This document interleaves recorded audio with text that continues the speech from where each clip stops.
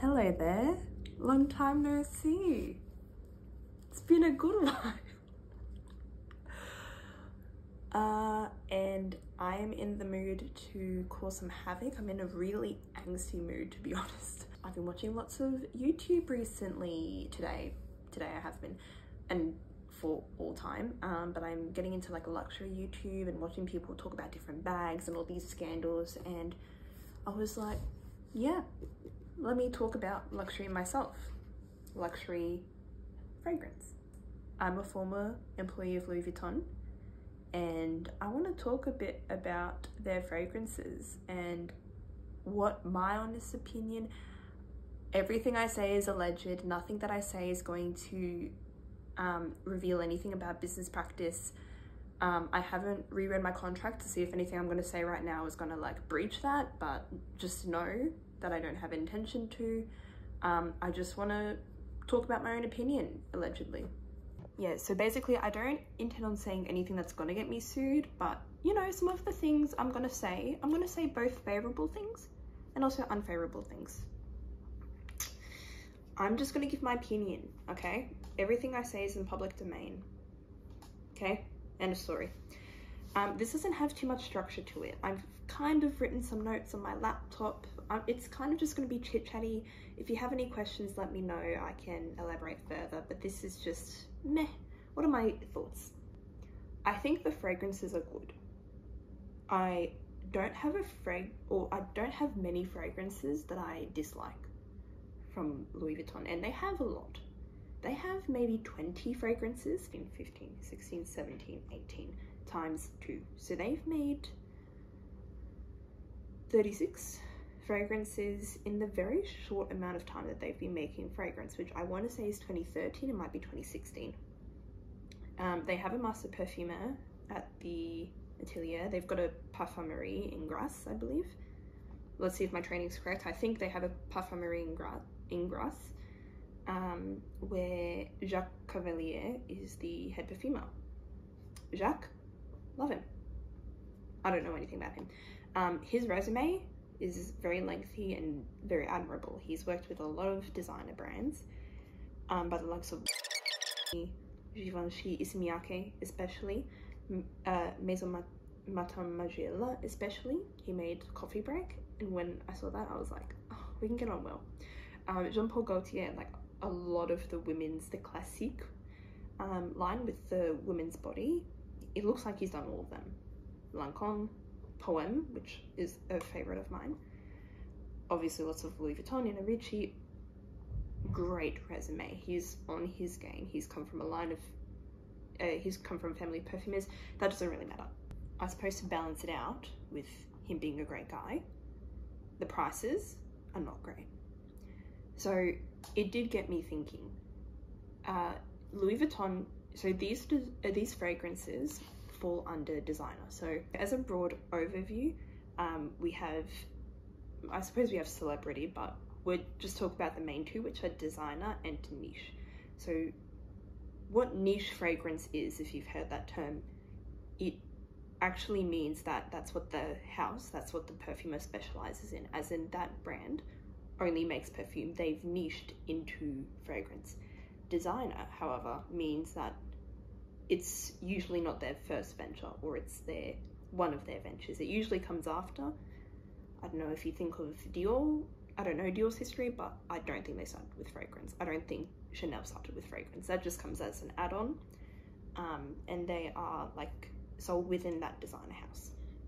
So Louis Vuitton fragrances, as a result, are designer fragrances. Now, price-wise, designer fragrances, to be honest, at their most expensive, don't really go over $250. Louis Vuittons start at $470, go up to $880. So the prices are not good, and in my opinion, they're not worth it. If you are someone who is interested in fragrance, if you're starting your fragrance collection, you're really not missing out on much with Louis Vuitton fragrances. Yes, they're good fragrances. They're not good prices for the fragrance. Now, I understand there is a lot of like sourcing of materials. I really actually appreciate that Louis Vuitton only sells their fragrances within the boutique, so they don't actually sell in your Maya and your David Jones in Australia and other places, like other similar department stores worldwide. So what that means fragrance wise is that there is kind of one singular version of the fragrance, in my opinion, that you're getting. So all the same materials are sourced for that fragrance. All the materials are from the one place. If you buy it from a department store, like there is no ambiguity that you're getting a different fragrance in a department store versus at the Louis Vuitton boutique. And I think that's a bit less messy, and I like that. So price breakdown, sure. $470 for the 100 mils, unless this has gone up in the time that I've been away from Louis Vuitton. $470 for the eau de parfum. $685, although let me actually check that, I'm not sure. It's $625 for the 100 ml Oud collection, and $880 for the 100 ml Extrait de Parfum. Now, there are more expensive versions of all these, and those are usually based on the bottle. So if they have a more limited bottle, like the Yui Kusama ones, they had a couple of the eau de parfums, which are in their ordinary bottle for $170, but they put a couple spots in it and are selling it for about $600. So they're not nice prices. And I think for the longevity of the fragrance and look, the inventiveness of the fragrance, I would say not worth it. Are they good quality? It depends. For me, I see probably quality as longevity, to be honest, and strength of the fragrance, the projection. And in my opinion, the longevity of majority of Louis Vuitton fragrances is not of the $470 quality, in my opinion, as is the projection for a few of them. There are definitely some that I think meet those criteria, but unfortunately, in my opinion, a lot of them don't meet that mark. Now, a lot of Louis Vuitton, not all of them, but many of them are crowd pleasing, which is to be expected in the designer world. But for the niche fragrance prices, and niche fragrances start at $200, darling. Like $470 is like a higher end niche fragrance, and in my opinion, Louis Vuitton just doesn't really meet that level. I'll talk about the bestsellers. Ultra Rev, worth it. Bougie Victoria's Secret, really lovely, really long lasting. Ombre Nomade, incredibly strong, sure, worth it. Negative reactions from a lot of people, also positive reactions from a lot of people, all polarizing. L'Immensité, good, has been compared to your Paco Rabanne 1 million. Yeah, it's good. It's also just crowd pleasing. Another point that I have, again, no order. If something becomes discontinued, it's almost impossible to attain. So if you are interested in a fragrance, to be honest, this tends to be the thing with a lot of Louis Vuitton products in general, that if you like it, get it on the day, or get it like relatively soon, because unfortunately, with an exception of some products and some fragrances, things change very intermittently. Something like Afternoon Swim has recently become discontinued, and so if you have a bottle currently of Afternoon Swim, I would say get another or get it refilled. Another point that I should have touched on is that they do refills for all their fragrances, which is really, really fantastic. So you keep the fragrance bottle. You can also get it engraved complimentary. And once you're finished with the fragrance, you can come into any store and top it up for a discounted cost. It's maybe like 2/3 of the cost or 1/2 of the cost, something like that.